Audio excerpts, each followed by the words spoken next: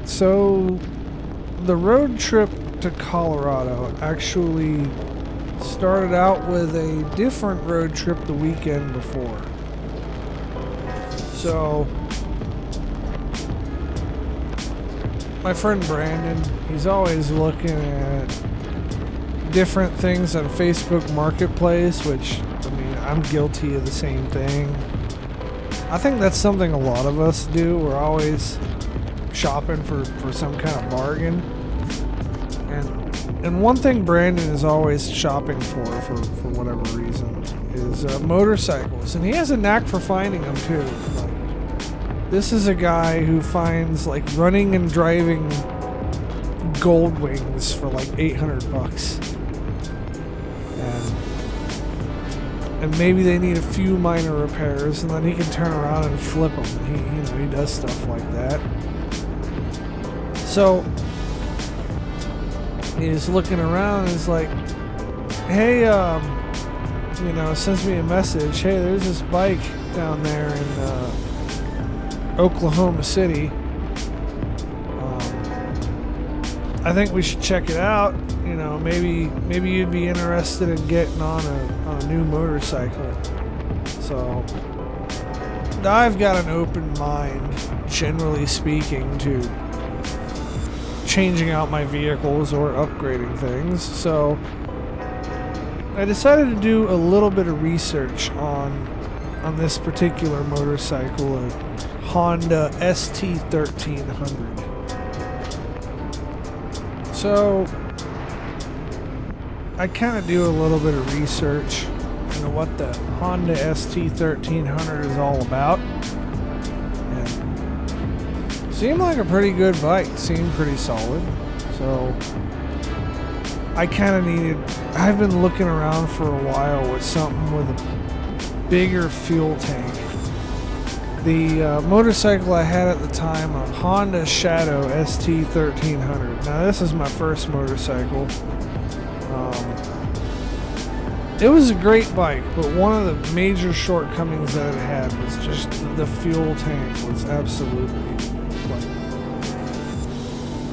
sometimes it felt like I spent more time refueling that bike than I did actually riding it.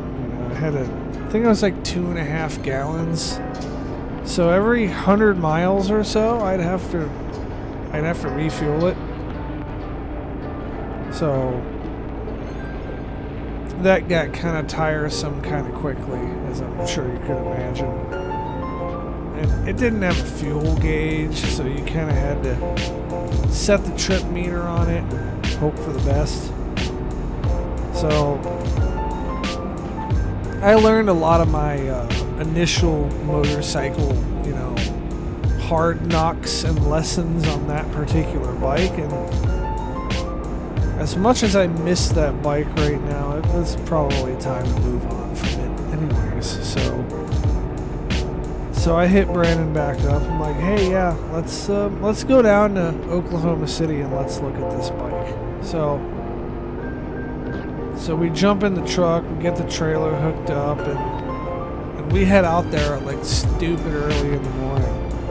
And I'm not entirely sure what to expect. So, and neither is he. We're just kind of like, well, we hope this is going to be good, but it's a Honda ST1300 with, I think it had 22,000 miles on it for $2,500. Like, it almost seemed like it was too good to be true. So we went down there and we test drove the bike. Both of us did, and it kind of felt weird to me. It was, it's more of an elevated bike, and the Honda Shadow like sat a lot lower, so it's not something I was really used to. So it felt kind of odd trying to drive it. But overall I liked it. So I'm like, okay, well, let's do the damn thing. Let's get the bike, and we pay the guy the $2,500 he wants, and we end up loading it up and getting it down the road. Now, the reason why this guy, and he told us, the reason why he was selling it for $2,500 was because, well, it needed a new mirror and, you know, it had some minor cosmetic blemishes. But the previous owner had the bike got impounded by the police, and because the guy didn't have insurance. So either the guy selling it, either his son had a tow yard or he had a tow yard or something. But through the means of either having the tow yard or being related to who has a tow yard, he ended up getting access and, you know, getting this vehicle. So we ended up buying it. We loaded it up on the trailer. It seemed like it was running great, and I had other obligations that day. So as soon as we got back to Newton, like we loaded the bike off the trailer, and I went down the road to go hang out with another friend who, like, I'd been planning to hang out with for weeks. So this is already a commitment that I set up. So I couldn't look at this bike anymore that day simply because I didn't have time. I had to get on my Honda Shadow, drive 3 hours down the road to go get my friend, and then drive back. So I didn't look at the bike very much, and the lady friend was spending the weekend her weekend at my house. And I wasn't employed at the time, so I didn't have any obligations to meet dudes. So, man, fuck it, we just kind of hung out. So Brandon was super excited about this bike, and he enjoys working on motorcycles. Sometimes I can enjoy working on mechanical stuff too, but most of the time I, leave that to other people. But he enjoys it immensely, so he was excited to start tearing into this thing, and he did. And he sent me a picture the next day. All the fairing was off, and everything was going through, and was changing the oil, cycling out the brake fluid, and all that jazz, and was like replacing the fork seals and all that stuff. And I think I don't know if he changed the brake pads or whatever, or if they had to come off when the forks came off, but he ended up doing some shit with the brakes, and we'll come to that later on in this tale. But that happens to be one of the things that makes this story so incredible is, the brakes. So, anyways, like 3 or 4 days go by, and, we, over the course, we're talking about going to Colorado, and we end up pulling the trigger on that pretty quickly. We're like, yeah, we're gonna go to Colorado. It's Labor Day weekend. To hell with it. Why not? So we went, and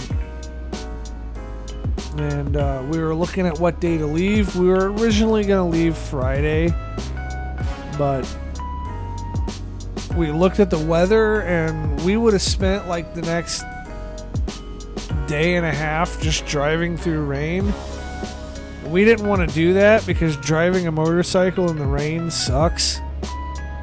So it was going to be raining Thursday night, but we'd only have to drive through it for like a couple of hours, and then it would clear up again, and we could get on down the road. So that's what we opted to do. So we went from there. We drove through. It was a rainstorm. It's what we in Kansas consider a rainstorm, but it felt like a hurricane because the rain was blowing like sideways, and you couldn't see more than 40 feet in front of you, and there was like 40 to 50 mile an hour wind gusts, and I don't know, kind of felt like my motorcycle at points was going to take flight or come out from underneath me because of how powerful the gusts of wind were. I couldn't even hide behind the windshield, because when you're hiding behind the windshield, you can't see shit. So I'm just kind of like hanging over the side, letting the wind blow the raindrops off of my helmet visor, and the rain gear I had on did absolutely nothing for me. Well, we continued on down the road until we ended up in Dodge City. Brandon was planning on, stopping somewhere else to set up a campground, but by the time we got to Dodge City, I think it was like 8 or 9 o'clock at night. The sun was already well gone. And so kind of, went ahead and decided to stay in the hotel that's right next to the casino there.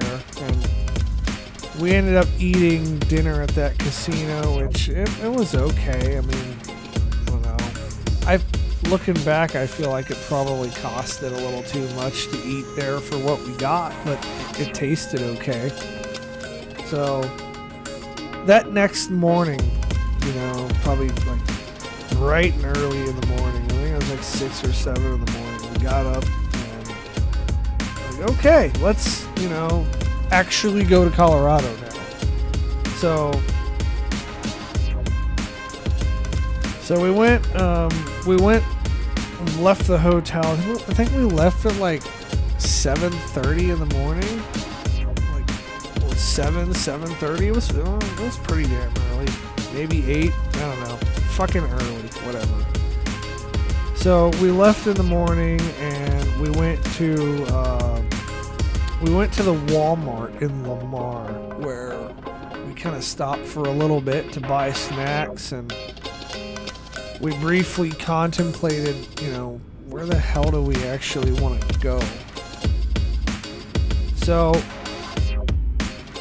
after convening over that for a little bit, we went on the highway straight through and drove on down to kind of I don't know, maybe I think it's a shithole because nothing good has happened to me there, but we drove to a shithole place in Colorado named Pueblo, where when we stopped at like the Fazoli's. It's like this fast food Italian restaurant place. It's kind of weird. I've never eaten there before, which kind of took Brandon by surprise, but I mean, I have a pretty good Italian place right around the corner from where I live, so why do I need to drive all the way to Wichita to go get Fazoli's or whatever? Anyways, we went to Pueblo. We stopped there, and in the Fazoli's parking lot, I tried to put my kickstand down, and the kickstand, either the kickstand didn't engage correctly, or I didn't put it down all the way, or it was on a hill and maybe it didn't like the incline of the park. It wasn't a complete hill, but it was slightly, slope. Maybe it didn't like that. I don't know. Maybe I was just a dumbass, but the kickstand didn't fucking engage all the way.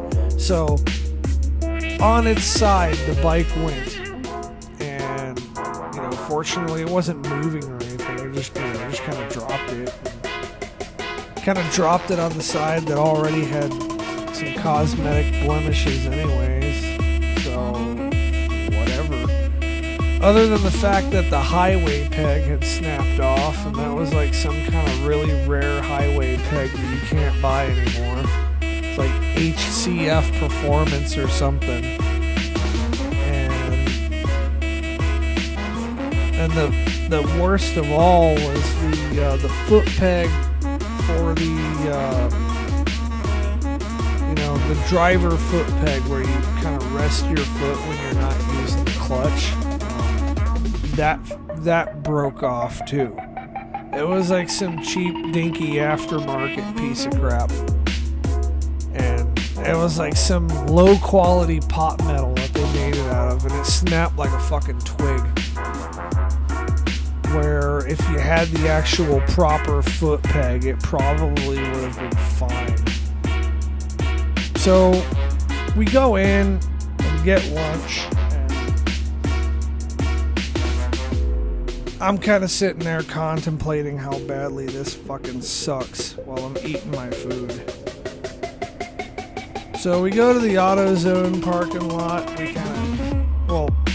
The AutoZone was like right there. We didn't go to the parking lot. We walked across the parking lot. We went to the AutoZone, and we bought some like bolts and stuff to jury-rig the passenger peg onto where the driver peg should go. And this was it was not very comfortable, but you could get down the road with it. So you'd be surprised how much you need a foot peg on your motorcycle, and how much of a difference it can make. So we jury-rigged that shit, but we needed to get an actual foot peg. So we stopped in a motorcycle shop that wasn't too far from where the Fazoli's was. I don't remember the name of the place, but we stopped in there, and they didn't have anything. So we ended up, they told us about a place in Colorado Springs that we could go to. So we went over there, and we called them ahead of time to make sure they were open, and they were. So on the way to Colorado Springs, we went.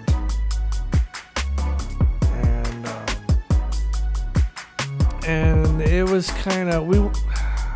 the shop wasn't what I was expecting it to be.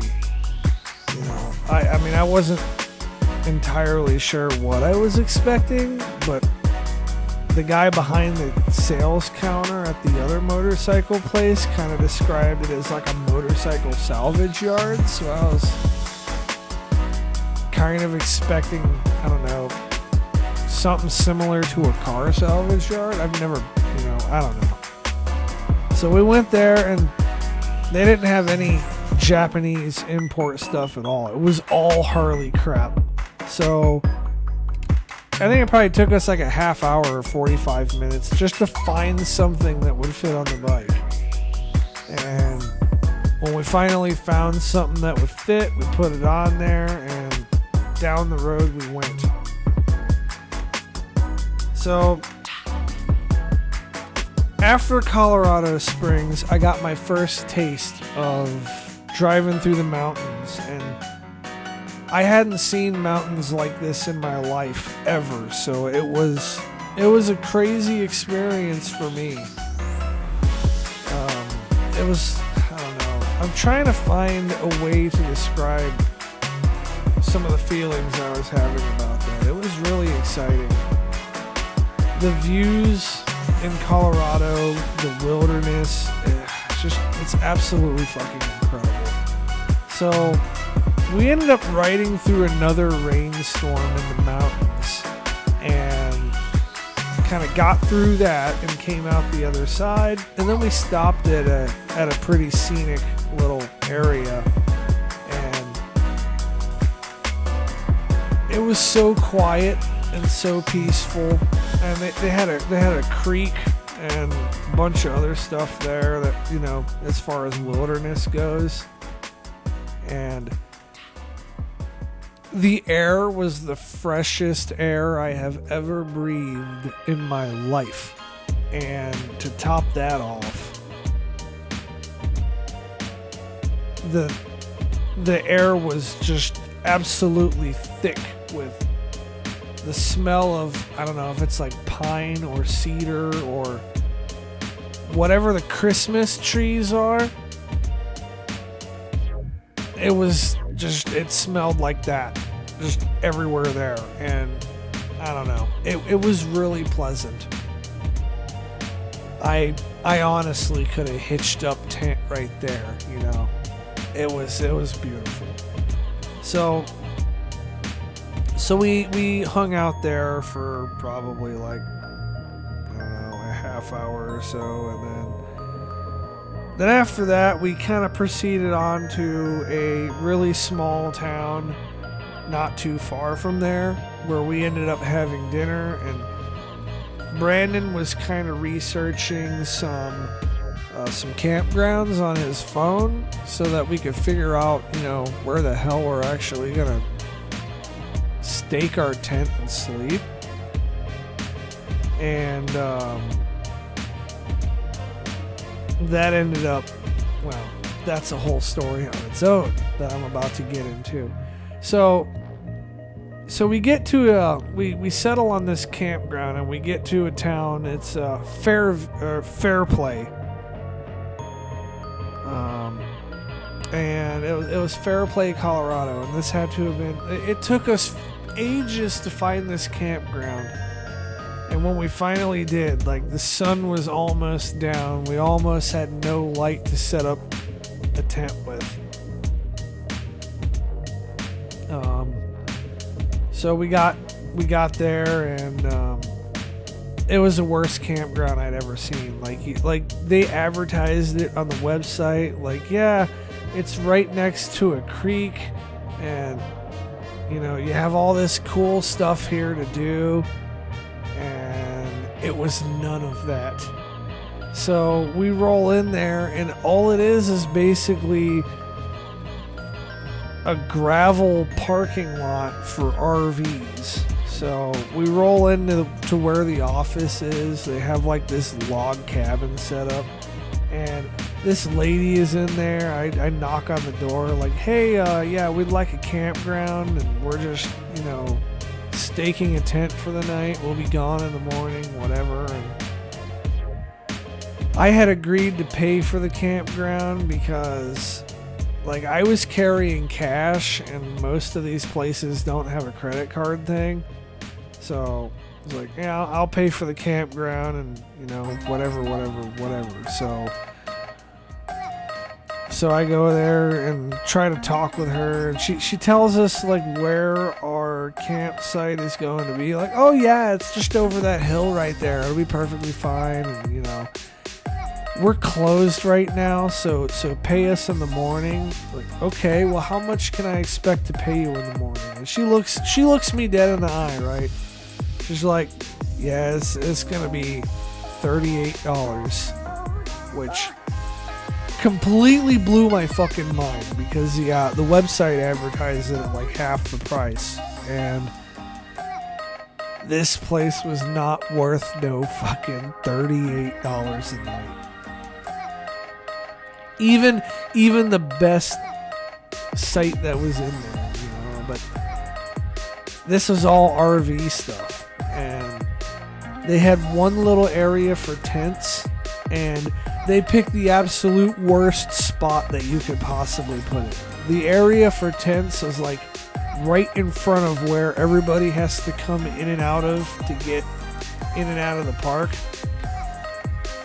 And it was also right next to the damn highway. So that particular night, I had the worst sleep ever that I've ever had on a camping trip. And I was completely tired and fatigued. And we never did pay for this campsite. We just fucking dipped out. Like, it wasn't worth it, The fact that...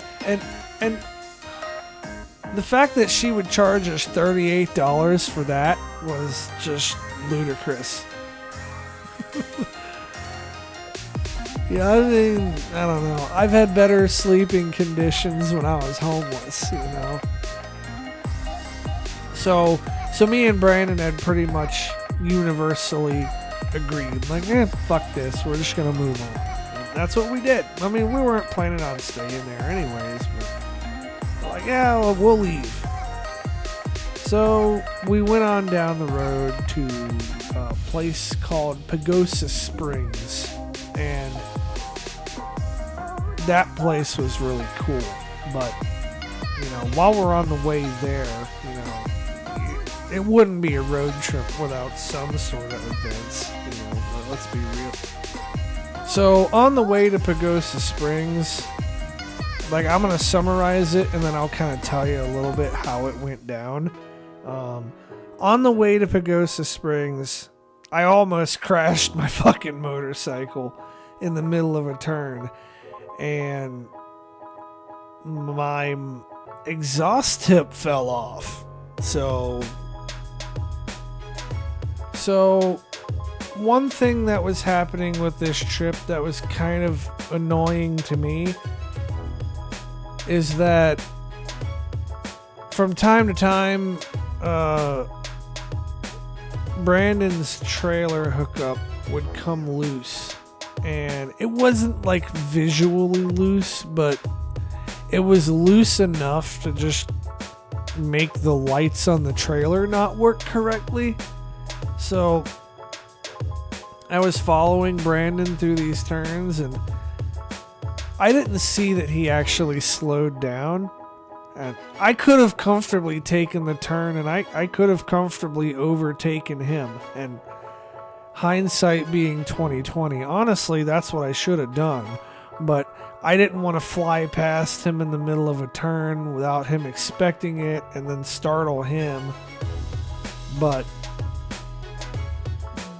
next minute I knew we were in the middle of a downhill turn, and I was inches away from the bumper of the trailer. So I went to like pull off, but we're like right in the middle of a turn, like leaning sideways and shit.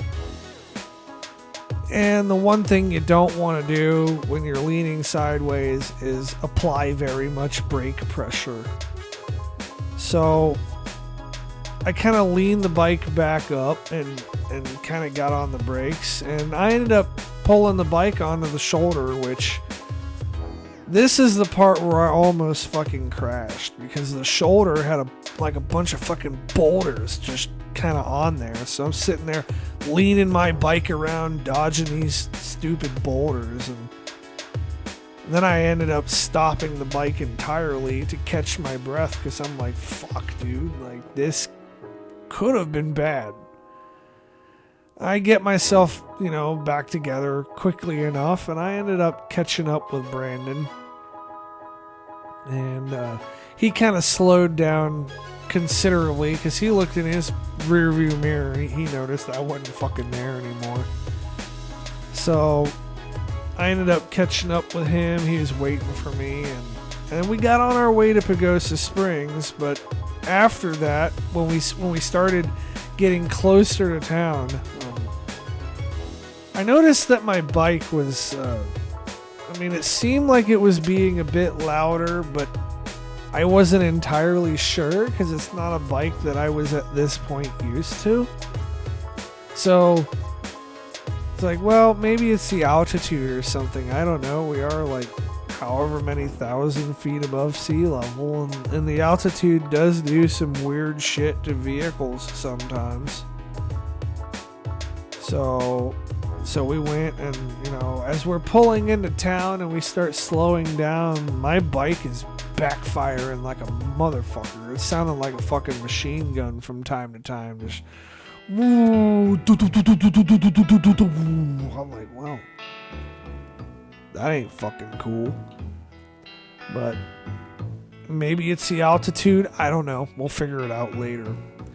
So we pulled into a medical marijuana dispensary, and okay, I shouldn't phrase it medical marijuana, because it's just, in Colorado, it's just marijuana. But we pull into a fucking marijuana dispensary, and I had never been to one before, so it was kind of an interesting experience, and not what I was expecting it to be. Like, I had visualized sort of like how the CBD shops are, or how the vape shops are, where you could just walk in there and pick out what you want, and that's that. But that wasn't the case for this. So they had like some like window. It was almost like when you try to go into like in the movies when they try to go into like a backdoor poker game or something, and there's always this door with like this little fucking slot type peephole, and they make sure, you know, who you are before they let you in. It felt almost like that. Like they had a window there, and we had to ring the fucking doorbell, and this guy took our driver's licenses and like swiped them through this thing or scanned a barcode or whatever, and that was some shit that I hadn't fucking seen before. I hadn't seen, like, I know the licenses have barcodes and shit on them, but I've not seen anybody actually use those before. So that kind of blew me away a little bit. So we get in there and we're waiting in line, and at least at this particular dispensary, they kind of have like the menu on a TV screen. It doesn't really tell you much beyond that. You just kind of walk up and you tell the guy what you want, and he gets it for you. And I told him what I wanted. I ended up walking out with something other than what I wanted, because he's like, oh yeah, this other strain that we have is on sale, and you could buy 2 things of this for the price of that one thing. Like, well, shit, yeah. So walked out with, twice the amount of recreational grass. So and I didn't really care about the weed, to be honest with you. I just wanted to buy it. I didn't even have to smoke it. I just wanted to buy it, just to experience buying it legally. And it feels very liberating. And other states need to follow in Colorado's footsteps when it comes to that. So after we exit the dispensary, we get on our way down to the Pagosa Springs resort place. And they have like these hot springs there. And I have never seen a hot spring in my life, never been in one. And that was one of the things that was on my list of things to do for Colorado. And that might be on my list of things to do every time I go there. I don't know. I really liked it. But hot springs are cool because they're like hot tubs, right? But you don't have that chlorine crap getting in your eyes. So it was pretty awesome. Brandon did not seem as enthusiastic about the hot springs as I was. And I think part of that is because he just doesn't really like heat. He's the type to want to get in a hot spring like in the winter. Or get in a hot tub or whatever. And me, I don't care what the temperature is. It could be 105 degrees out with a 90% humidity index, and I'll still get in a hot tub. I'm constantly in a state of perpetual muscle pain, so I don't know. Just getting a little bit of relief from it by getting in a hot tub is so good for me. So, I don't know. I love that shit. But Brandon wasn't as enthusiastic. But he enjoyed it, but not as much as I did, I don't think. So, we hung out there for a couple of hours. And then, while we're sitting in one of the hot springs, he looks over at me. He's like, hey man, does your bike seem like it's a little bit loud? At that time, he did not notice anything different. He was just making a remark about the aftermarket exhaust that was on there. I looked at him the bike's been being it feels like it's been a bit louder than normal, and I've been having some backfires. I don't know what the fuck's going on. I don't know if the altitude is making the fuel burn hotter or what. I'm not a mechanic, okay? I don't know.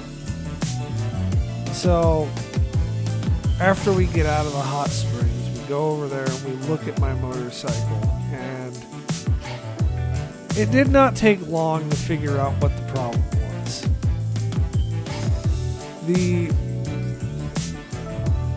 The exhaust tip had come loose, and the only thing that was actually holding it on the motorcycle was like a metal fucking band that's just kind of used to keep it straight. So we did end up putting the exhaust tip back on, and thank God that thing didn't fall off on the road behind me, because that would have sucked, having to pay for a new one of those. So with that mechanical problem fixed, we left Pagosa Springs, and after the Pagosa Springs, we ended up in Durango, where we had lunch at the Freddy's in there, and then we're kind of trying to figure out like where we're gonna sleep, and we settled on and this is, to be honest with you, if I had a favorite part of the trip, like this particular day where we went to Pagosa Springs and then through Durango and got into the campground, this particular day was the highlight of the trip as far as like the most fun that I've had. Just enjoying Colorado. Like not on the motorcycle, but like just taking in Colorado itself, you know? So we went to Durango, and while we're there, we settled on going to the San Juan National Forest, and that's a campground that is about 20 miles. I forget the direction, but it's about 20 miles out of Durango, and there were no sites left at that campsite. Like there were no we couldn't, you know, there were no available openings for us to camp. But since we were just hitching tents and it was just two of us, the forestry guy was super cool, and he rented us a picnic area, and yeah, you know, you guys can rent this for the night. And I think it ended up being like $28, which for what we were getting at this campground was a steal compared to what we were getting at the last campground. Like, I didn't even have to think about it and just like shut up and take my money. Because when we got into this campground, I mean, it was absolutely stunning. They're just surrounded by these giant freaking pine trees or cedar or whatever they were. And I mean, I don't know much about trees, okay? Give me a break. We're surrounded by all these trees, and there's a lake, and this campsite or picnic area that was being converted into a campsite kind of overlooked this lake. And we had the sunset over there setting to the west, kind of casting over this lake. God, it was beautiful.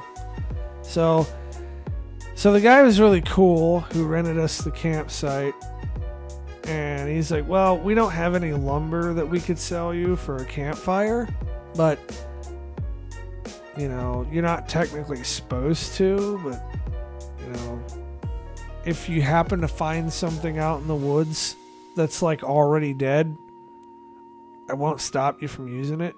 Like, you're not supposed to, but I'm not gonna really investigate where it came from. So like, well, okay.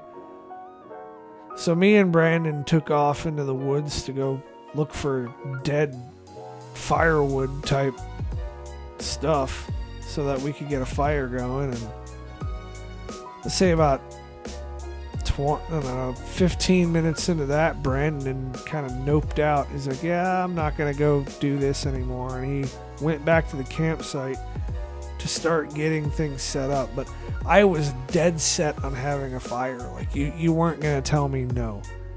So I ended up going like half a mile into the woods, you know, outside of the campground, and finding some dead wood out there and bringing it to the campsite. Should have seen the way a bunch of these fucking people were looking at me. I had a big pile of lumber that I kind of tied together with my belt and fucking to keep it all together, and like hoisted it over my shoulder. And so from there we got the fire set up and we were working on that. And our picnic campsite had a grill. Did not have a fire pit. So we went to one of the neighboring picnic sites that nobody was using and nobody was camping at. It was just a vacant area. It had a fire pit, so we decided to start using it. So as we're sitting there, we probably got the fire like the flames are like 2.5 or 3 feet tall, and it starts smoking pretty good, and some of the smoke ended up in one of the other areas, and there was this lady, I don't remember what her name was. Man, me and Brandon were making fun of this lady for months. I mean, she meant well. I don't want to, like, she's probably not a bad person, but she was pretty high strung. And she comes over there, she's like, hey, like, she was super laid back and chill at first. She's like, hey, could you guys, you know, tone down the fire just a little bit? You know, we don't want to have flames that are that high and this and that and this and that. And we don't, you know, we got smoke going everywhere. And me and Brandon are like, yeah, we're sorry. We'll chill. And as she's continuing to like walk up the hill, and then she completely loses her fucking mind. And she comes up there and she like starts ripping our fucking logs out of the fire and like stomping it out and stuff. And I look up and, you know, I'm seeing a forestry service patch on her jacket, and at this point I'm trying to de-escalate the situation because I want her to leave so that we can get back to having our fire, for one, and for two, so that we don't get kicked out of the fucking campground that we just, you know, got our tent and everything set up at. And she comes over there, and, you know, once she's satisfied and no longer stomping on the fire, man, she puts us through the fucking ringer, dude. So she's sitting there yelling at us about, you know, your flames are too tall and this and that. You can't have your... We had a piece of wood sticking out like 2 inches from the rim, and that's what made her flip the fuck out. And it made no sense to me and Brandon because it was like an 8-foot concrete pad that this fucking fire pit is on top of. So nothing's gonna catch on fire. I mean, you're not gonna burn cement. So, but she turned it into like this super huge deal. And then she's like, well, where's your campsite at? We're like, well, we're camping in that picnic thing over there. Like, they said we could do it, and we paid them money and all this. And then she like flipped the fuck out, and she like charged up the hill to go talk to that, you know, that really cool guy that rented us the campsite. Me and Brandon felt fucking terrible about that. She went up there and she started fucking screaming at him. And this was all for like a piece of dead fucking wood hanging 2 inches over the rim. So once the situation is calmed down, you know, that guy comes back down there to talk to us, and he asks us what happened, and we tell him, and he was really cool and really graceful about it still. Like, I don't know how that guy could be so laid back. He was like the coolest old guy in the world. And he just sitting there, he's like, yeah, don't worry about it. Yeah, she can get a bit ahead of herself sometimes. Like,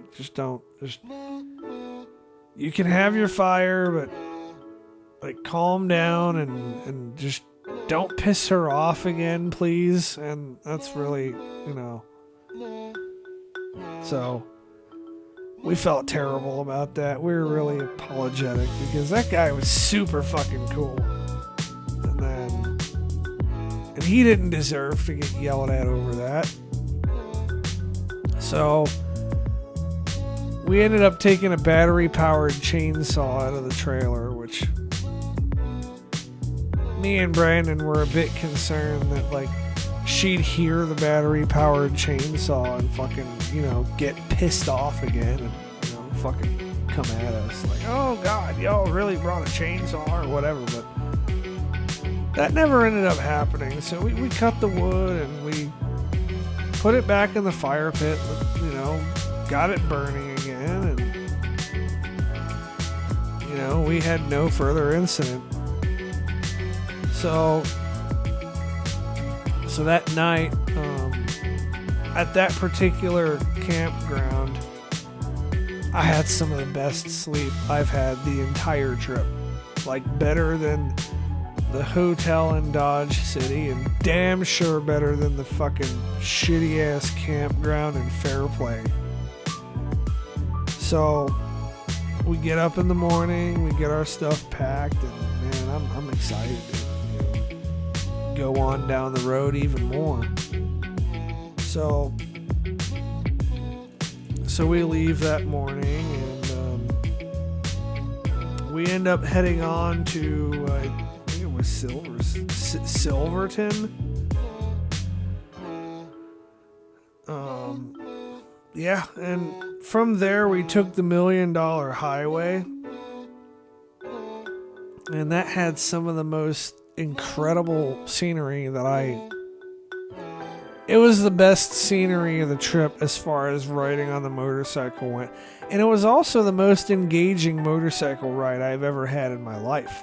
Some of those turns are very technical, and you actually have to be careful and give due consideration to what the hell you're doing when you're out there, And it was kind of a surreal experience when you can look and you're riding next to basically what is essentially a cliff edge, and you can look down over the edge and you can't see the bottom. You can't see how far down it goes. You can't see where it ends, really. You look across the valley and you see where it kind of comes up like on the other mountain, but you don't see where it goes down here. And that's kind of crazy. You're looking at that.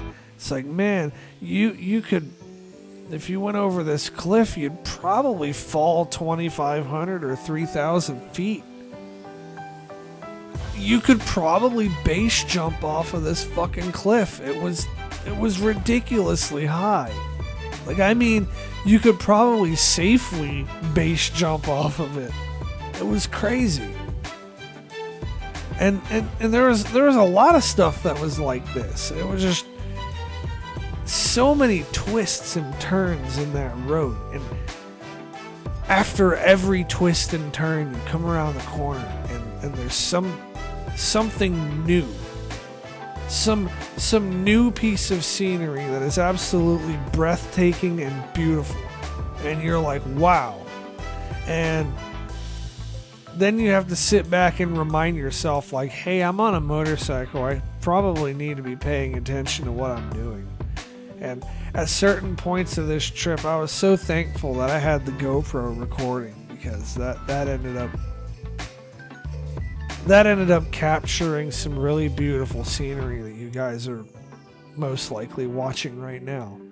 So we get through the $1 Million Highway, and from there we end up going to we end up going to a place called Monarch Park, and we pulled into there. We're kind of working our way back east. We're trying to get back home within the next day or two. So we pull into this park, and my bike doesn't do well on gravel at all.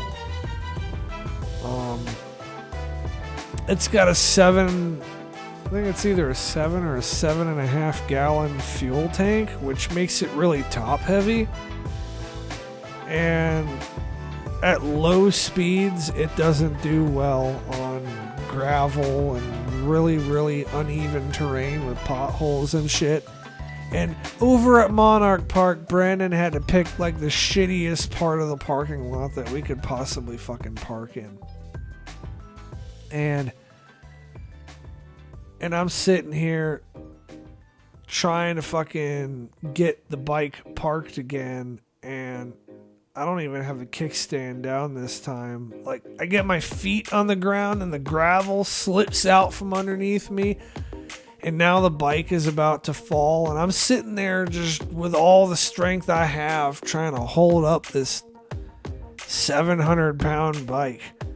And I'm trying to get the kickstand to engage, but I can't, I'm just trying to hold it up, and I'm hoping that Brandon will get his bike parked and see what's going on and come over and help me. But right as he was about to, like he kind of saw what was going on and he was kind of headed over, I just couldn't hold the bike up anymore. I felt a loud snapping. Like, I felt a snap, and I heard it, like a pop. And I just felt a burning sensation through my collarbone and all the way down to the tips of my fingers of my right shoulder. And I just scream out in fucking agony and barrel over onto the ground in pain, just clutching my shoulder. And Brandon is there, like, not knowing what is going on. Like, I'm standing there, or I'm sitting there, I'm writhing around on the ground, just fucking cussing.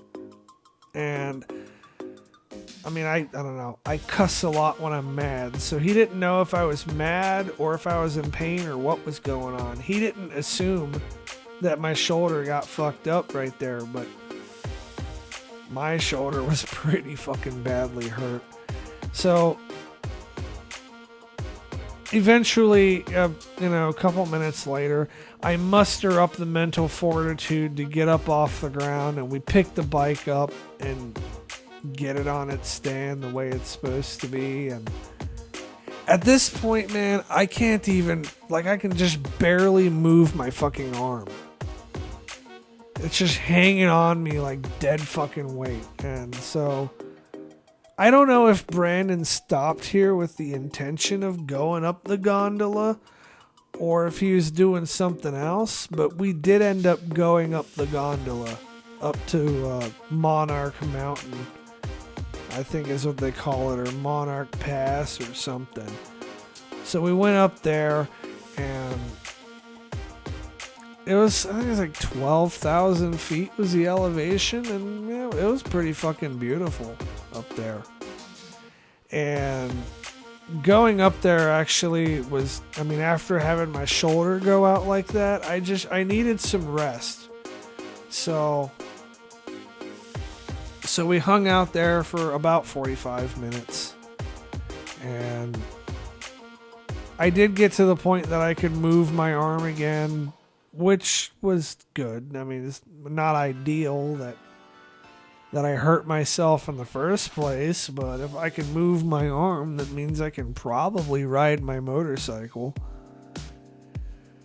So we continue on, and at first we're going slow because we don't know what my capabilities are as far as my shoulder and my arm went. But fortunately, wasn't bad enough to... Well, okay, I'm not going to say it wasn't bad enough. That's a poor choice of words. It was not messed up in a way that would have prevented me from riding my motorcycle, because I could move my hand and I could move my arm. I just can't do any heavy lifting with that arm. And even to this day, my shoulder is still messed up. I'm getting ready to go through physical therapy for it soon, but I still can't really do a whole lot of heavy lifting on that arm without it getting really agitated and ending up being really painful. So that kind of sucks, but we continued on. Now, one thing that we were thinking about doing is we were thinking about going to the Royal Gorge. In fact, that was one of the things that we had planned this entire trip to see. So we went up there and we're like, okay, we were not able to go to the Royal Gorge on the way into Colorado because we had to stop off in Colorado Springs to find a new fucking foot peg. But we don't have that problem now, so we'll go to the Royal Gorge. So the Royal Gorge, coming into that park, they have like the shittiest fucking road in Colorado. At least the shittiest paved road in Colorado. And I don't know how the speed limit on that road is 65. That road fucking sucks. And so we're going down this road and I'm just kind of riding. We're going through the turns, doing our little thing, and then I hear a rattling noise. And that's one of the last things you want to hear from any type of vehicle is a rattling noise that you're not, that a rattling noise that's not supposed to be there. And it wasn't like a light rattle either. It was, like something big somewhere had failed. So I get on the Senna headset, like, hey Brandon, we gotta stop. My bike is having some kind of issue. I don't know what the fuck it's doing, but we gotta stop and we gotta look at it. So we go to get ready to stop, and right as I'm coming through one of the last turns that we go to before we can stop, I'm going to apply pressure to the front brake, and on a bike or a motorcycle or a scooter or anything that has a brake of that style, when you pump the brake, like you feel pressure coming back and you know that it's supposed to be doing something. I was getting none of that. I had absolutely no feedback whatsoever coming from the brake, coming from the front brake. And considering the front brake is the majority of your stopping power on a motorcycle, that's pretty damn scary. And I'm just like, well, fuck. So at least I kind of know what's wrong. So we go to bring the bike to a stop, and I'm just kind of downshifting the gears and using the back brake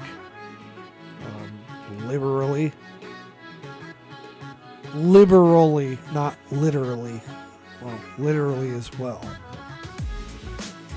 I'm just trying to get that damn thing to a stop, and I'm scared of a couple of things because we have these twists and turns for one.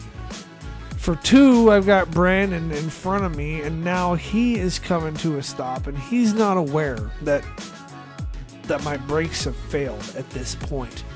So I'm having to try to maneuver the bike around that and keep that in mind. And that's one thing I was definitely afraid of, because my bike is $2,500. He has a brand new Goldwing. His bike is $40,000. So I'm really not trying to jack up his bike. And to top that off, both of us having jacked up bikes 800 miles from home would just, well, it would suck ass. Especially out in the middle of fucking nowhere. So we take a look and oh yeah, sure enough, the fucking front brake pad is just dangling there. And you know, Brandon was working on the brakes last. So yeah, you know, thanks for not putting those back on there correctly. Good thing nothing more than me being pissed about my bike breaking again came from it. But we ended up walking down the side of this fucking shitty road trying to find where this fucking bolt fell out. And we were getting nowhere. So we did find another bolt. It was a similar size and width, but the threads were all jacked up. So I was thinking that was it, but apparently the bolt that we found was like, I don't know, 1.5 inches or so longer than it was actually supposed to be. So somebody else at some point had lost that bolt, and we picked it up. And since we couldn't find the bolt that was supposed to be on the bike, we ended up just using that and limping the bike home on it. And you know, in the picture here, it looks fucking dumb, but it works, so cool. So we went, and by the time we got to the Royal Gorge Park, and we had planned on going to the Royal Gorge, you know, before we, you know, took off to even head out to Colorado. And by the time we actually got there, we didn't even go in. Like, the brake pad or the brake failure and the issue that I was having with my shoulder and everything else that had happened completely killed the mood.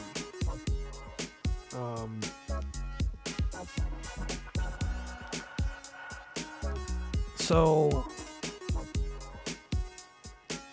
that sucked. And we were tired. We're just, let's get the fuck out of here and let's go home. So we did end up heading home, and we got through Pueblo again, and we stopped at a hotel. We were gonna, like, originally just beeline straight to Kansas and hitch a tent somewhere outside of Dodge City again, but between the issue with my shoulder and the issue with my brakes, we had lost 2 hours of daylight just on that stuff. So it would have been around 11 o'clock at night by the time we got back into Kansas. So Brandon decided to stop into a hotel, and that's kind of what we did. And you'd think, you know, yeah, you're in a hotel, you're gonna sleep pretty good. No, that was actually pretty fucking miserable. I could not sleep very well because I was in absolutely excruciating pain with my shoulder. And Brandon could not sleep very well because I am over there fucking just groaning in fucking pain. And so neither of us slept well. So that morning, oh yeah, another thing that happened at that hotel that was kind of noteworthy is we actually, and this is crazy, we met some guys who were also riding motorcycles, and they were from the town that me and Brandon live in. So it's kind of crazy, as we're leaving Colorado, they're going in, and that was, you know, it's kind of cool to sit back and chat with them for a little bit and kind of exchange road stories, and If you're a motorcycle guy, you understand. If you're not a motorcycle guy, then you probably don't get it. But that's something that kind of happens between motorcycle people, and it's always great fun, you know, sharing stories with other people on the road. I could sit there and chat with another motorcyclist for like 30 minutes, and that's pretty much what we did. We just stood out there and, you know, shot the shit with them. So we end up getting on down the road, and the rest of the trip is fairly uneventful. We did not have anything else break. All the things that did broke were in Colorado. None of that happened in Kansas. So I'm kind of thinking my bike might have a perk where it waits until we're in other states before it breaks. I don't know. But I was pretty happy that, you know, we got home, and the trip home was pretty uneventful. And we didn't waste any time either. We were, you know, 15 over the whole way. And so we got back home, and honestly, by that time, I was done. And so was Brandon. So pretty much immediately after I got home, we parted ways. I went back home and I took a fat fucking nap because I was so tired, man.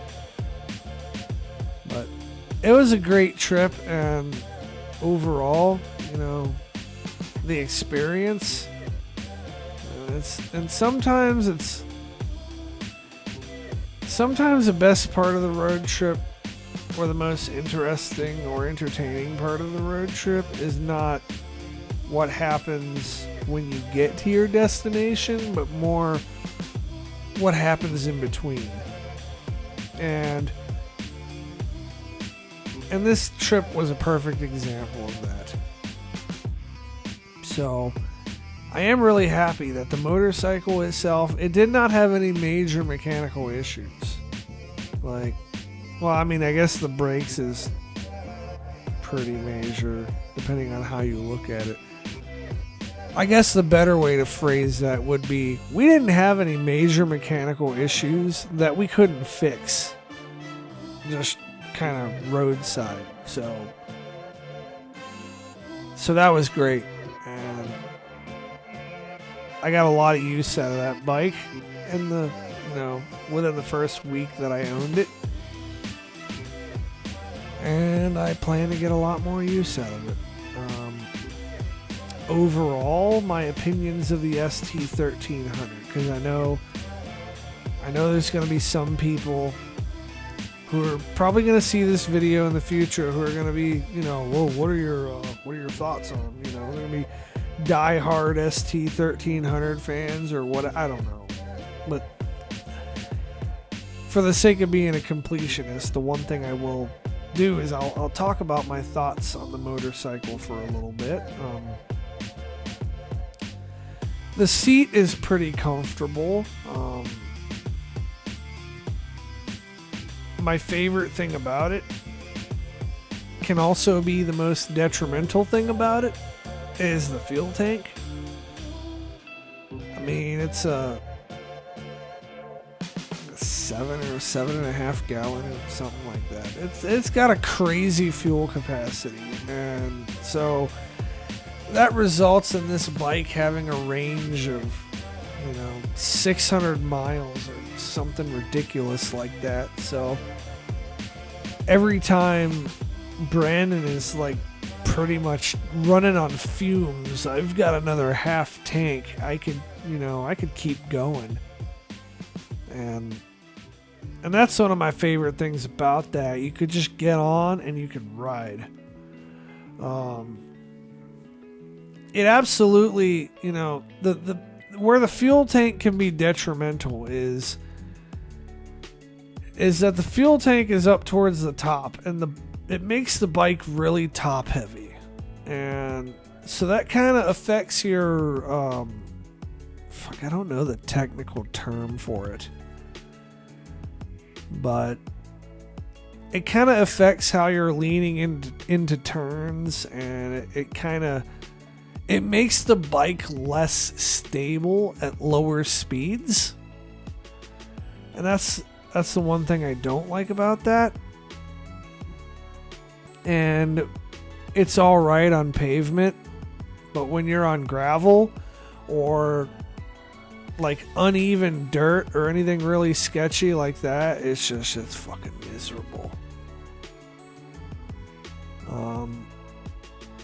The seat itself is comfortable. I could see where some people would complain about like the seat itself heats up quite a bit. I don't know why. And I could see some people complaining about that, but that's not really a problem to me because I like a certain amount of heat. This is the first motorcycle I've ever had that has had heated grips, and the heated grips work awesome. Way better than I thought they ever could have. There was a couple points on the trip where I actually ended up having to use them. And then there's some points on the trip, or there's one point on the trip at least where I was testing them out because I wanted to see like, well, how good are these? And if it's cold, they're great, but if it's hot, I mean, all they're heated grips. You wouldn't turn them on in the heat. But if you do, like, you're gonna notice your hand is like, oh fuck, this is fucking burning. Like, you'd be surprised how hot them things get. I didn't even have it turned on the hottest setting. Another thing that I really, really like about this motorcycle, and it's not something that I thought about very much as I was buying it, is the adjustable windshield. It's got an electronic adjustable windshield that you just push one button and you can either raise it up to block the wind or get it out of your face when you want wind, or anywhere in between. You know, it works kind of like a car window. You can roll it as well within the range of its mechanical ability. You can roll it up as high or low as you want it to go. Unlike the Honda Shadow, it also has a fuel gauge, which is great. And it has a thing in the dash cluster that will tell you what your fuel economy is. I don't know how accurate that is, but if it's even reasonably accurate, then it's great.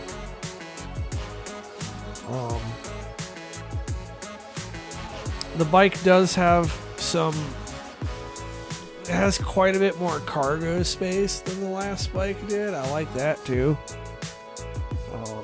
Overall, the list of cons is a lot shorter than the list of pros for this bike for me.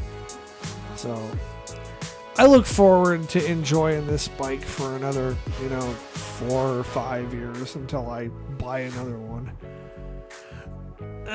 If there's anything I could change on this bike, I think I would probably lower it, and maybe I can change this, I don't know. I think I'd probably lower it about 1.5 inches, so that I could get more of my foot planted on the ground, and I don't know, maybe I could solve that problem with a different seat. But that's the biggest thing I would change on this bike is that, and I'd like to get some of the electronic stuff that I want to have. I want to get navigation, somewhere I can charge my electronics. I want a GV case on the back. So And I'd like to have somewhere to mount my phone so I can use it for GPS. Aside from that, this bike is really just what I need it to be for long road trips. So, I don't know. I like it, and I look forward to using it even more. Anyways, I will see you all on the next video. I know this is kind of a long one. I hope you guys have enjoyed my retelling of this story, and I don't know, maybe there's some details that I missed, or maybe I'll have to come back and make an addendum to this or something. But I've been telling this story for about an hour and 15 minutes right now, and I don't really feel like it would be terribly appropriate for me to drag it on even longer. So if y'all have any questions, feel free to leave a comment. I actually like answering comments on videos, so go ahead and harass me there all you want. Feel free to like and subscribe, or join my Discord, or share this video with your friends. Maybe you know somebody else who's into motorcycle riding, and I don't know, maybe you share this with them, and maybe me and that person can swap tales of the road with each other, or something like that. I don't know, whatever. If you've made it this far, thank you for giving me this much of your time.